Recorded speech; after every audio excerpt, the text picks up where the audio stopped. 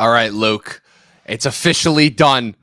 The greatest Star Wars show that has ever existed, that probably ever will exist, that after... Oh, man, we have so much to talk about with this show. We have so much to talk about with the show. But my first question for you before we get started on this, did you rewatch Rogue One after the show was wrapped? I most definitely did, and it put it into perspective of how well the dynamic between TV and movie is. Because and as Rogue One serves as this great finale to it, and you bring in the Vader, you bring in the Ghoul CGI Tarkin, and it serves as this big finale. So it's a perfect complement piece, and it shows the strengths of both mediums. So this couldn't have been anything but a TV show. Yeah, it was another show that we had to wait 3 years for, in addition to Arcane and Severance. And I have to say that, man, was it worth the freaking wait. This show was just, it was just, this was really a special one. This really, really was. So many words. First things first, I just feel validated so much for being a constant, staunch defender of Rogue One over the years, because I don't know if you remember this way back when, but this was just around the time when just it felt like anybody could be a critic, and so some of the criticisms that were coming out of this movie just felt like the absolute dumbest, being like, oh, why do they even need a whole movie about them stealing the Death Star plans? Oh, this is why do we care about any of these characters? They all just die at the end. Just the dumbest. I mean, the dumbest of all possible criticisms that you could hear. And I just remember, this is only a year after The Force Awakens. This is sophomore year of college. And I am just absolutely blown away, being like, oh my God, this is what Star Wars is capable of? Holy shit, this is going to be nuts. And then, unfortunately, the next 8 years were what they were. Oh, man, talk about setting us up for a fucking implant. But clearly it did something right. Clearly, Rogue One did something right. It was a massive financial success. It was very, very critically acclaimed. It was nominated for a couple of Oscars, I believe, not just visual effects. I think it was nominated for something else. And again, it was the fact that when they started greenlighting all of these Star Wars shows off the back of The Mandalorian, which proved to be a success, again, the first things that they announced that were live action were Book of Boba, Obi-Wan, and Andor. And so when I'm like, oh, we're getting like a prequel backstory to Andor that will lead into Rogue One, I'm like, okay, that's cool. And then we got that with the first season. The first season, especially compared to Book of Boba and Obi-Wan, we were both like, oh, wow, like, okay, like this is Star Wars being serious. This is not like, just like another kiddie, affair. Like, even though, yeah, it's a character that we already know, it's a character that, unlike Obi-Wan and Boba, is relatively recent. Andor we'd only been introduced to because the first season is 2022. So by that point, it had been like 7 years just about since Rogue One. And we're like, oh, okay, like this is a more recent character. And the show, even from the first trailer, already looked light years more mature, light years more like very grounded, very realistic, not as much emphasis on the Force and lightsabers, and like very practical, I guess you could say. And I know that kind of goes against the grain of Star Wars, but again, like Tony Gilroy's gone out of his way to say how important the relationship was with the production department was, and making sure that things felt very detailed and very grounded, and it shows, because every episode, every minute of the show, these sets really, really feel lived, and these characters feel like real people, not like, I mean, obviously in a galaxy far, far away, but it feels like you're watching real people even when you're watching characters. And that first season, again, 12 episodes, very, very slow build, but once it gets going, it really, like, you are just absolutely locked in. And then you obviously have that incredible build to the Prison Break episode, which a lot of people will regard as the highlight of that first season. But now, we have another 3-year wait because of the strike. The original plan is to do 5 seasons. They only get one more season. So the creator and showrunner, Tony Gilroy, again, the dude who saved Rogue One when he basically was brought in to reshoot that entire third act. If you ask me, for the better, because a lot of people regard Rogue One's third act as being the absolute best pinnacle. I mean, I just rewatched it last night. I'm brought to tears every single time you get to that one point in the battle where you feel the tide turn in the Empire, and they all start getting picked off one by one. And you're like, oh, shit. And Tony Gilroy basically had to take the plans for the next 4 seasons that he had after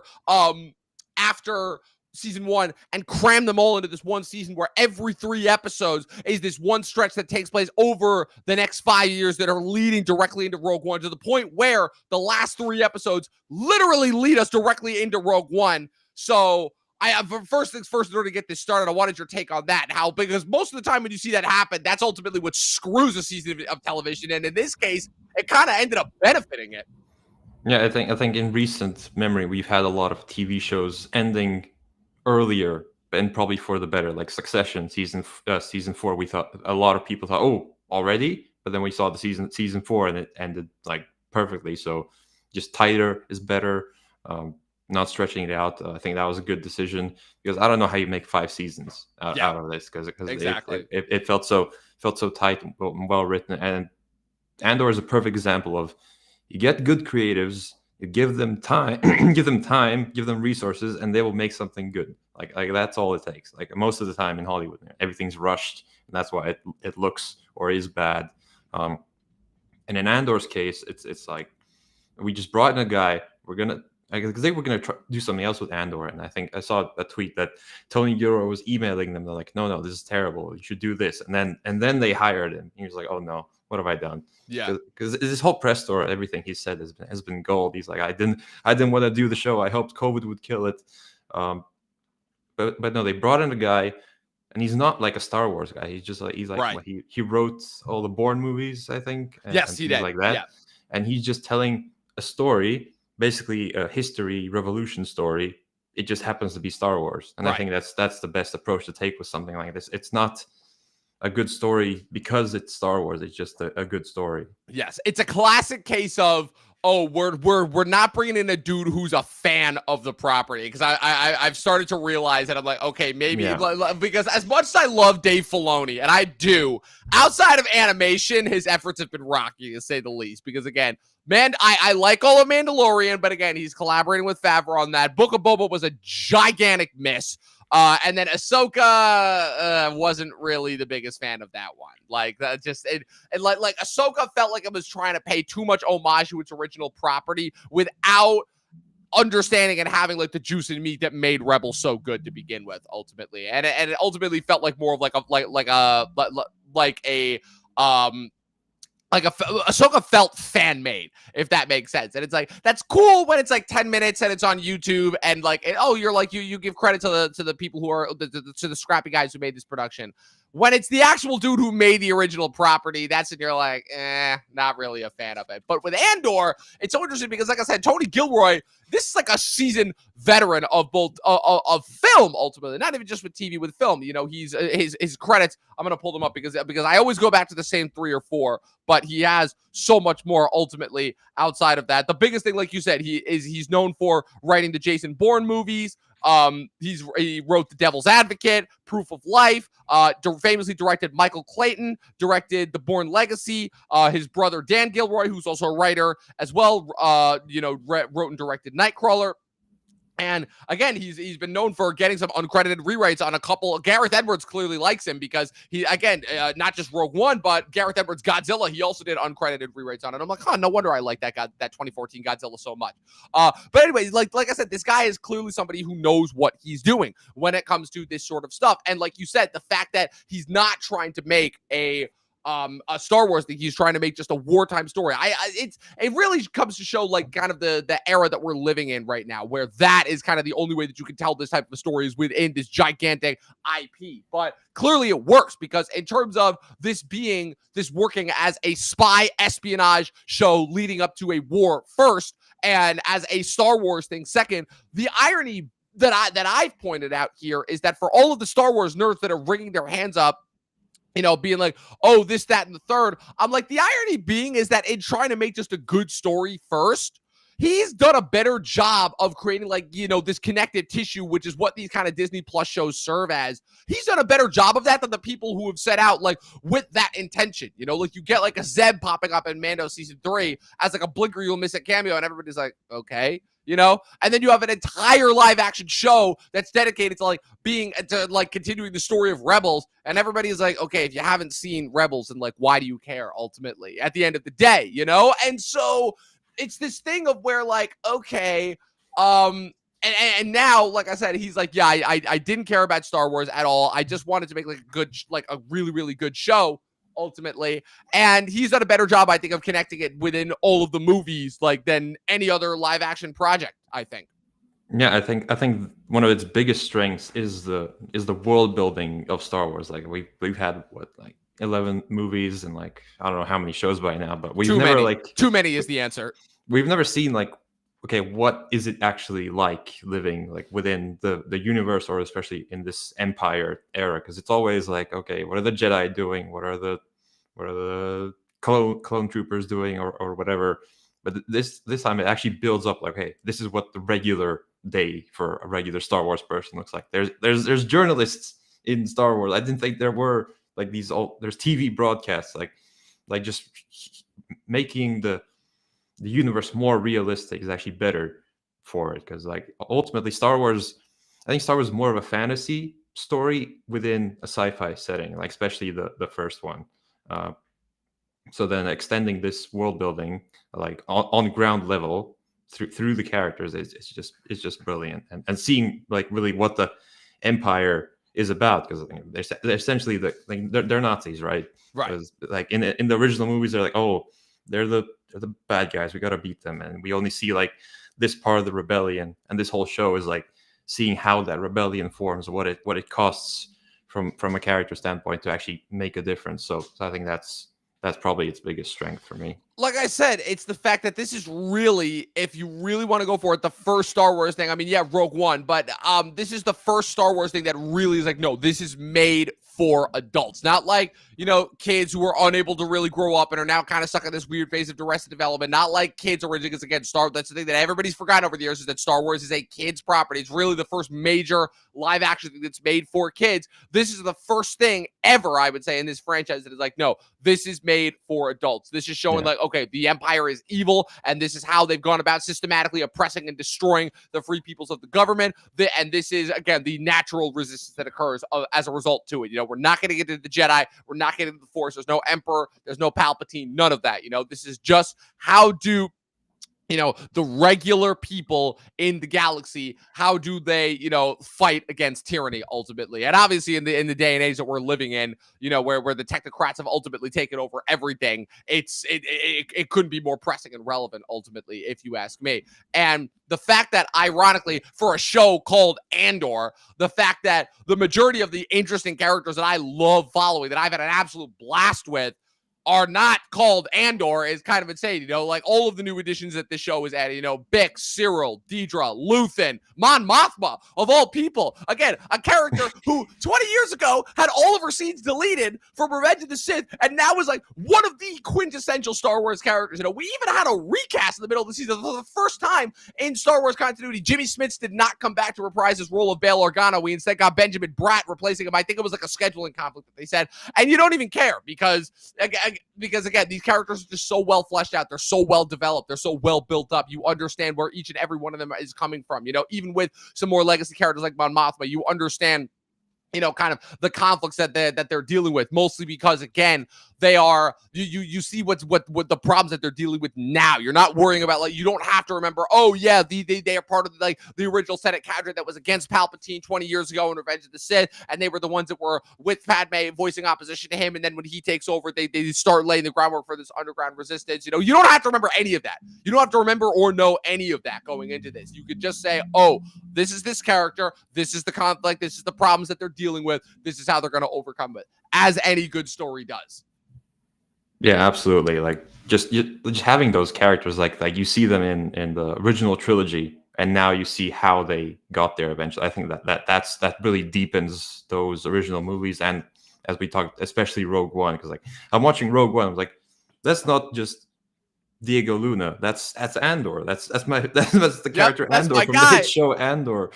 And I know what he's been through. I know what he sacrificed to get here, and I know how the rebellion came to be, and especially in like the second half of season 2, just seeing the the Yavin 4 base just slowly grow, and that's like that was cool because that's like fan service done right. Yes, like, because like I already fanboyed out when they brought Yavin back and made that like the centerfold, because when I heard Rogue One was coming out, I'm like, okay, well, if this is going to be a movie like that's kind of just about the rebellion, they have to be on Yavin. And then when Yavin was like the main centerfold, you kind of see it like before the event. But the other thing that everybody forgets is the fact that they were in the original Star Wars trilogy, they were only on Yavin for that first movie, and then they have to pick up and move because they're on the run, and they're kind of this fleet that's kind of just drifting out in space in Empire before they settle on within Empire and Return of the Jedi. So the fact that Yavin, we get to spend so much more time on it, we get to see how it's built ultimately, and also again the fact that the fact that unlike the first season, which all takes place concurrently pretty much in real time,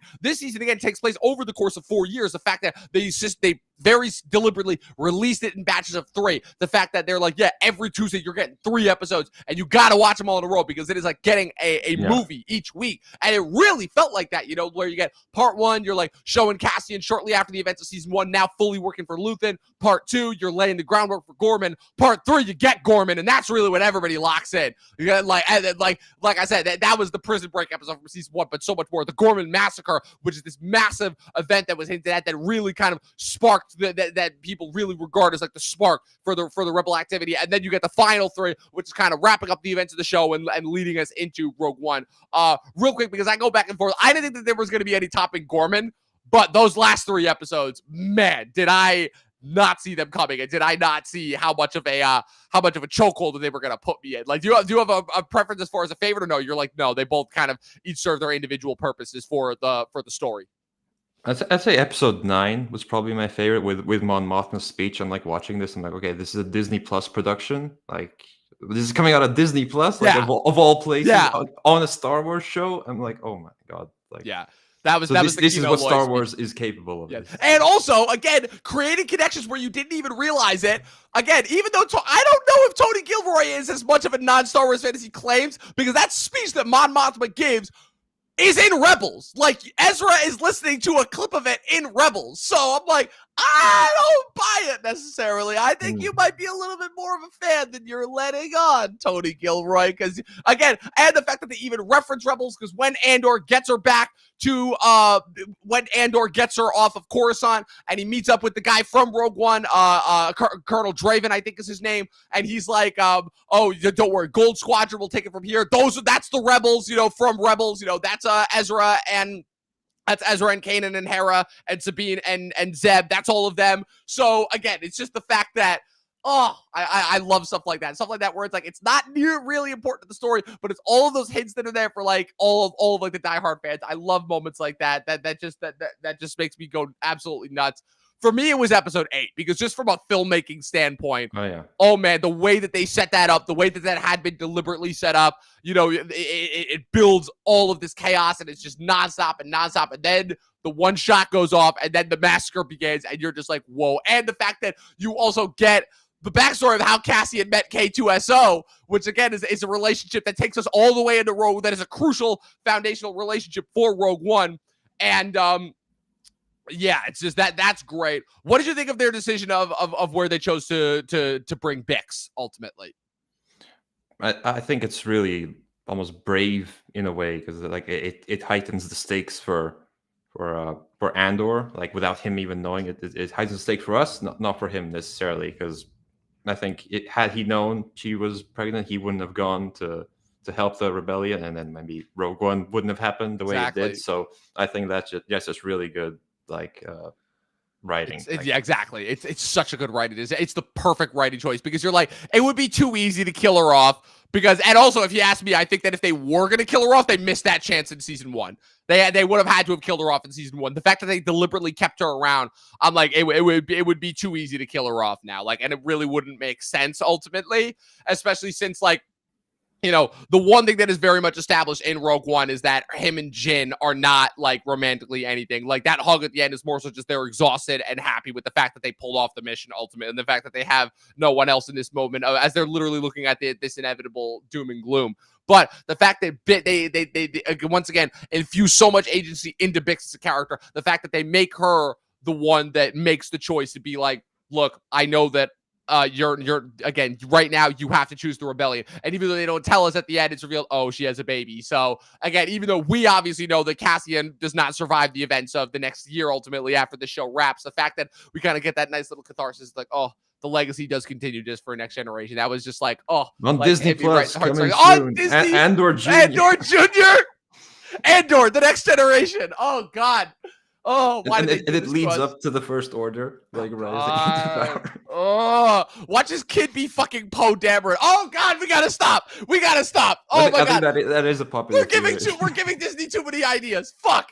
Oh, this always happens. We always start joking about this, and the next thing you know, Disney's like, green lighting, Andor, the Next Generation. We're like, fuck. Oh my God, because we know they're listening to us. Oh man. But no, yeah, seriously, that was a really, really great decision. Again, Mon Mothma, the fact that I love too how again we go from seeing her all dolled up in the beginning, continually having to like put on this facade for the Senate, you know, when she, you know, devolves into that dance. Which, by the way, I don't know if you've been listening to that song Brasso. I've been bumping that song like crazy. What a banger! That's what disco would sound like in the Star Wars universe. Yeah. So shout out to Nicholas Britell. It's like a mix between disco and dubstep and modern day techno. I'm like, oh my God, like Nicholas Britell continuing to cook. You know, I feel like he's kind of been on a little bit of the back burner since we were bumping the Succession theme 2 years ago. But man, oh man, that was great. Clearly, he was in the lab working on this. Yes, he had this cooking up the whole time. But I just cannot get over Mon Mothma as like she finally like wears out. And after a certain point, she's telling Bail Organa, she's like, I can't take this anymore. She's like, I this needs to be said.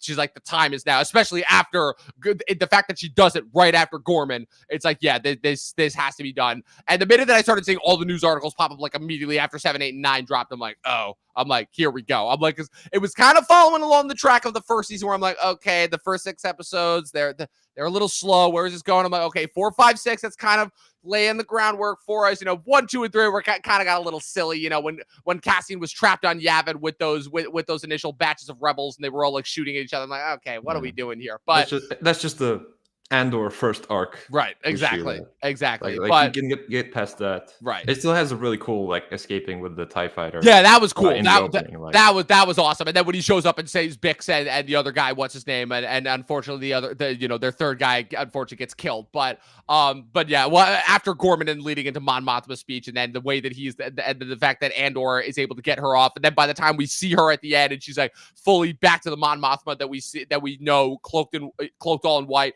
no makeup at all, just bare bones, the red hair. Barber got to her. Yes, the Yavin look, but by then we also have all of the regular recurring elements. You know, we have Colonel Draven. We don't have Jen Dodonna back yet, but we have Admiral Raddus. We have the other 2 senators who are just basically being like, "Oh, we don't know if we can do this." You know, the fact that they literally went out of their way to bring back all of those guys from Rogue One, I think is pretty great. I'm like, wow, again, really, really doing your homework there as far as continuity goes. But for me, I think the best arc that wrapped up, again, because I just didn't see coming, was Luthen. Just that whole episode 10, again, because I'm already like on high after 8 and 9, and then episode 10 happens, and it's a year later, you're like, okay, they're getting close. I'm like, oh no, Luthen's like kind of Imperial plant is reporting back to him. I'm like, he found out about the plans at the Death Star. And then you know, Luthen, you see Luthen running down the stairs, and then you see that guy dead, and you're like, oh man, shit's about to get real. And then he's in the shop, he sends Clea off, and then you see Deidre outside, and you're like, oh, she's found him. Yeah. She's been hunting for him this whole time. She's finally found him. And then he stabs himself, and just that whole rest of that episode, I am just like on fucking edge, where I'm like, oh my God, because Clea's going out of her way to try and break in, and I'm like, we see a Star Wars hospital, that's another like little world building thing, like. And I'm just sitting there being like, Luthen is too smart. He did not instruct Clea to go out of her way and risk her life to try and to save him. You know, I'm like, she's gonna kill him, and then she does, and I'm like, damn, like once again, like such good writing. All of these characters, it's like, man, none of these guys would have gone out in any other way. Like in any other way, this was the only way that all of these arcs could have ended for all of these characters ultimately. And Luthen's an absolutely all-time Star Wars character after this. As you said, Deidre, she ends up in one of the Narkina prisons, Right. put there by Krennic, right? Right. Yep. Put there by Krennic. Shout out Ben Mendelsohn, who is woefully underused in Hollywood in and general. just everything, yeah. Except when except when they make him the best part of their worst Disney Plus show, and then kill him off unceremoniously halfway through. Yeah. So, or what's the guy's name that he's searching for Andor the whole series essentially. Oh, Cyril. Yeah, his ended perfect. His ending. Oh man, we're gonna get to him. Don't get me wrong. But like the thing that I real quick, I want to touch on Deidre real quick. Dedra Miro. The thing that I love about her arc is and it ties into Cyril's as well. And just the reason why those two characters were so doomed from the get go is the fact that again, like it is just a classic case of we have placed our entire lives, our entire identity into this machine, that ultimately when they realize that the machine does not care about them, that the machine will just continue to operate and replace them and ultimately blame them and make them the scapegoats, it's just like their just entire being just crumbles. And the fact that Deidre is going to spend the rest of her natural existence in jail simply for trying to be too ambitious, ultimately at the end of the day, because at the end of the day, Dedra did, I keep fucking up the pronunciation. Dedra did screw these up. Fake Star Wars names. Yes. Dedra did screw up with confronting Luthen because again, like she should have just stormed in the shop with the rest of the Imperials when she knew that it was Luthen, but she had to have that one moment. She had to have that confrontation with him being like, I know it's you, and now this is you. And she screws up by turning her back to him while he's still holding. It's like, come on, amateur hour. So she kind of deserved everything. But Cyril is the one who I really feel for because he is just a dude who, again, just never had anything going for him, was constantly overlooked. Again, it's ironic because, again, the Empire always disregards the people who it should be listening to because, again, Cyril was the one who went out of his way and almost had found out Andor if they hadn't demoted him and disregarded him completely in ISB. And the fact that, again, when he realizes that he's been placed on Gorman to ensue a massacre after he'd actually started to get close to these people, the fact that he really did believe that the Empire was for the better of the universe, and then he finally sees what the Empire is really all about. And it just, his identity crumbles. And then he sees Cassian. He finally like, oh my God, you, the source of all my pain and misery. You're the reason why I'm here. And Cassian doesn't even know who he is. Yeah. And he freezes, and it's just long enough for him to get killed by the one Gorman rebel, the one who was like kind of urging caution, and the one who realized that he's like, oh my God, you've been here trying to kill us this whole time. It's just, it's so poetic.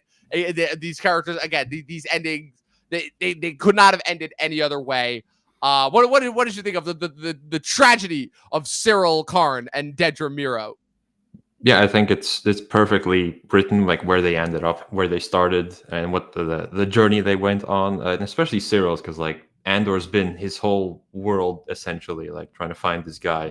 When he does finally find him, he has no idea who he is, like that, and then he dies immediately. Yes, it's like, oh my God, I just went through like this whole. And it's the middle of the whole massacre, which is like when that build up to is like they're singing songs, like and ultimately that's what most revolutions feature, like singing songs about their people against the Empire. In this case, I'm like, again, this is a Star Wars show on Disney Plus, and I'm watching like a war revolution in real time, essentially. So yeah, just hats off to the whole production team, because like everything Tony Gilroy said, like was like Kathleen Kennedy just like helped them, like protected their show essentially. So to me, it says that the Star Wars, they let their creatives do what they want to do. So it's really a matter of the creatives, like what they bring to the table. Like we said, like Dave Filoni, okay, he loves his Ahsoka, but like, is he really like, can he make something good outside of depending on like 8 seasons of animated shows? So right. So I think it's really just get the right creatives, get the right story. Yeah, and it's very clear. Again, they tried the Marvel approach with Obi-Wan. They tried to do like the movie split up across 6 episodes. It didn't really necessarily work. And then you just have touch on Obi-Wan. I think this and Obi-Wan are perfect examples of why this should be TV and Obi-Wan should be a movie. Yes. Like these are movie characters. Like you're not gonna make Darth Vader like this super compelling like 2-season arc character. Like he's Darth Vader. We know exactly what he is. Like exactly. There's not enough there. So that should have been a movie, and this definitely should have been a show. Yeah, exactly. I couldn't agree more at the end of the day.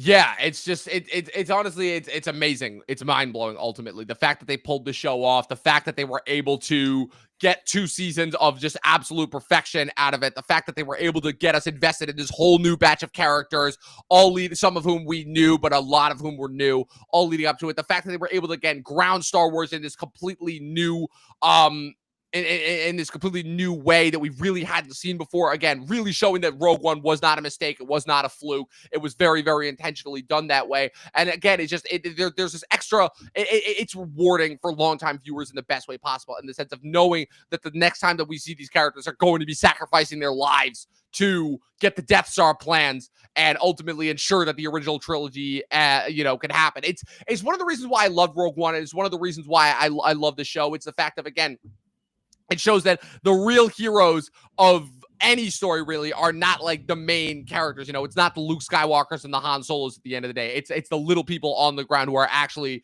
doing the work. It's the spies, the infiltrators, the ones who are giving up their lives so that somebody else can have a chance to live to live a life of freedom ultimately. And the fact that, again, we got that little shot of Bix, it was the perfect way to end the show. It was the perfect way to end this arc. And also the fact that, just from also like an action standpoint, also the fact that we got to see K2SO throw down one last time, because I was like, okay, you're going to bring us K2SO. You can't show us, you can't have it with that one scene where he's just mowing through stormtroopers. And that's exactly what we got. And even though it was only for a brief second, they only had so much budget to do. Man, when they showed K plowing through those Imperials in that last episode, oh man, I was tickling, and the music was playing just the right amount. I was like, let's fucking go. I was so ecstatic about that. I was so happy.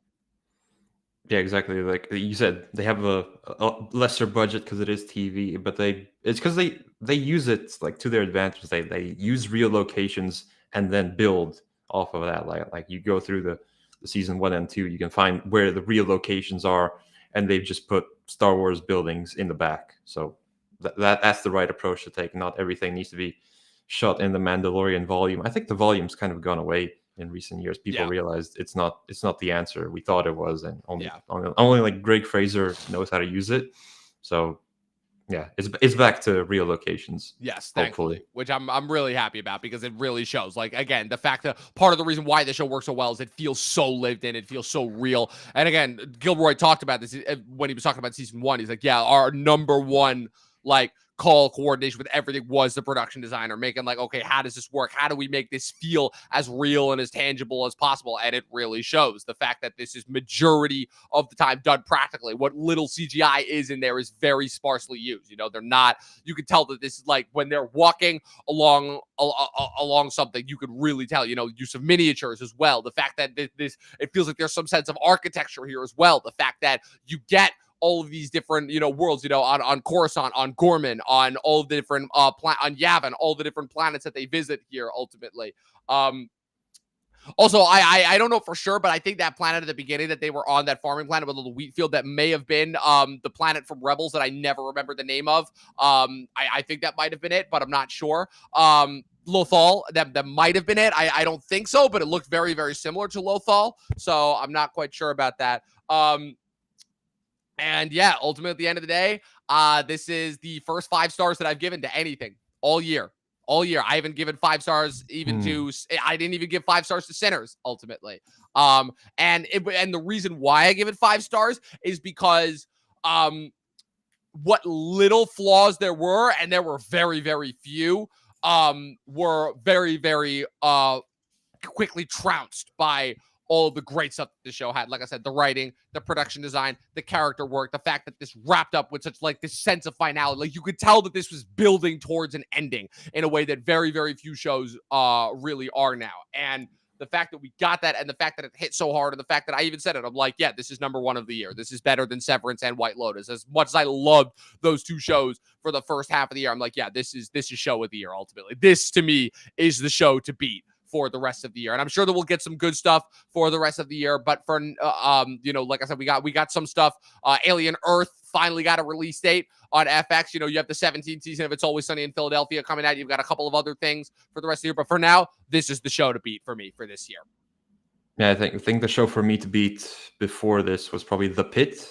I think you should. Yeah, You should watch. I'm You just should getting I'm definitely just watch The getting Pit. into that. I'm 3 episodes in and I'm like, oh, this is Oh man, really good. You are in for a ride. Yeah. And like I have a feeling the last 5 episodes are.